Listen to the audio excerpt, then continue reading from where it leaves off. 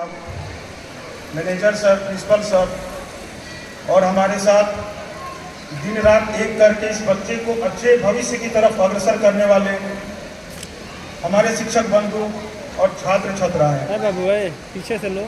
आज हम यहाँ से उपस्थित हुए हैं अपनी देश की 77वीं वर्षगांठ स्वतंत्रता दिवस के अवसर पे, और उसी का कार्यक्रम यहाँ पे चल रहा है। इसी बीच मैं अपनी बातों को कुछ आपके समक्ष रखना चाहता हूँ। देश 15 अगस्त 1947 को आज़ाद हो गया था, लेकिन आज़ाद होने से पहले हम लोगों ने काफ़ी संघर्ष किया। अगर मैं मध्यकालीन इतिहास से बात करूं तो 712 ईस्वी से लेके और 1947 ईस्वी तक, यानी अगर देखा जाए तो लगभग 1200-1300 साल तक हम लोगों ने गुलामी की जंजीरों में जकड़े हुए रहा। और उसके बाद एक दिन आता है 15 अगस्त 1947, और उस दिन हमको अंततः एक तरीके से ब्रिटिश राज्यों से मुक्ति मिल गई। इस स्वतंत्रता को दिलाने के लिए हमारे देश के महान स्वतंत्रता सेनानियों ने काफी अग्रिम योगदान दिया, काफी बढ़ चढ़कर उस योगदान में भाग लिया। जैसे कि अगर मैं बात करूं तो सुभाष चंद्र बोस, महात्मा गांधी, खुदीराम बोस, बहुत सारे सेनानियों ने इसमें योगदान दिया और सबका एक अनूठा योगदान था।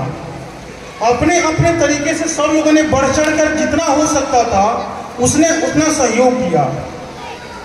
अगर मैं इन चुनिंदा में से अगर एक व्यक्ति की बात करूं, जैसे सुभाष चंद्र बोस का अगर मैं उदाहरण आपके समक्ष अगर रखता हूं, तो वो सुभाष चंद्र बोस जी उस समय के आईसीएस की परीक्षा को उन्होंने उत्तीर्ण किया था, जो आज हम आईएएस के नाम से जानते हैं।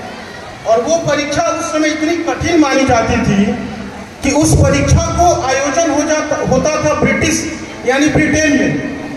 यहाँ से ब्रिटेन जाइए, वहाँ एग्जाम दीजिए, वहाँ क्वालिफाई करिए और आके आपको इंडिया में सेवा देना है।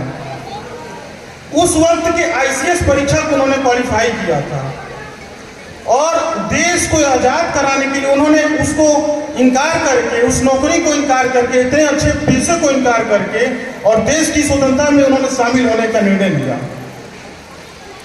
अगर मैं बात करूं तो विगत 70 वर्षों से हमारा देश हर क्षेत्र में काफी तेजी से परिवर्तन हुआ है, चाहे सैन्य हो, चाहे अगर देखा जाए विज्ञान का क्षेत्र हो, तकनीकी का क्षेत्र हो, शिक्षा का क्षेत्र हो, काफी तेजी से बदलाव आया है।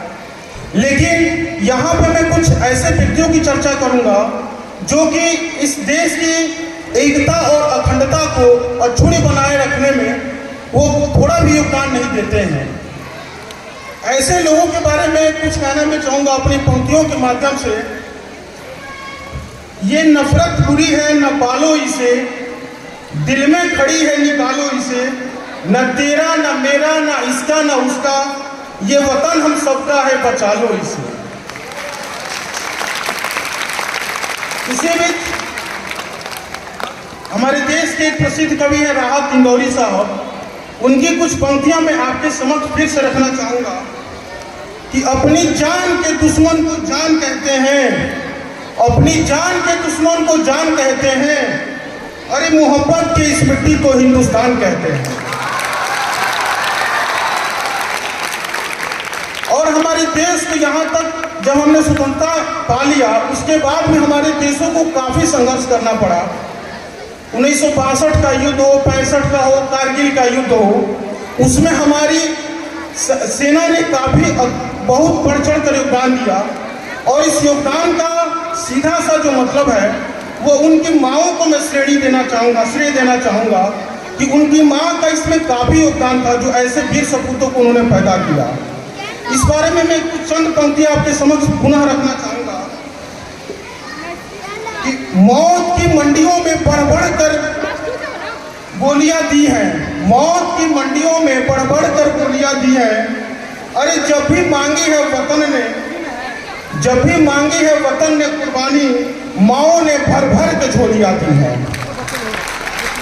अगर देखा जाए तो इस देश को यहाँ तक पहुँचाने में हमारे सबसे अगर ज़्यादा योगदान अगर मैं किसी को श्रेय देना चाहूँगा तो हमारे शिक्षकों और गुरुजनों का देना चाहूँगा, क्योंकि शिक्षा ही एक ऐसी चीज है जो आपको अपने पुराने वर्तमान से भविष्य, सुदृढ़ भविष्य की तरफ ले जा सकती है। अगर हम शिक्षित रहेंगे तो हम सबसे ज्यादा तीव्र गति से विकास करेंगे। जितने विकसित देश हैं, उस विकसित देश में सबसे ज्यादा अगर देखा जाए तो उनकी एजुकेशन सिस्टम, उनका जो शिक्षा जगत है वो काफी तीव्र गति से योगदान दे रहा है उनके विकसित होने में। अंत में मैं कुछ पंक्तियों के माध्यम से अपनी वाणी को समाप्त करना चाहूंगा। कुछ नशा है इस तिरंगे की आन का, कुछ नशा है इस तिरंगे की आन का, कुछ नशा है मातृभूमि के मान का। हम लहराएंगे हर जगह ये तिरंगा, क्योंकि कुछ नशा है इस हिंदुस्तान की शान का। बहुत बहुत धन्यवाद। जय हिंद, जय Bharat. Thank you, sir, for your wonderful words, as they are very precious to us.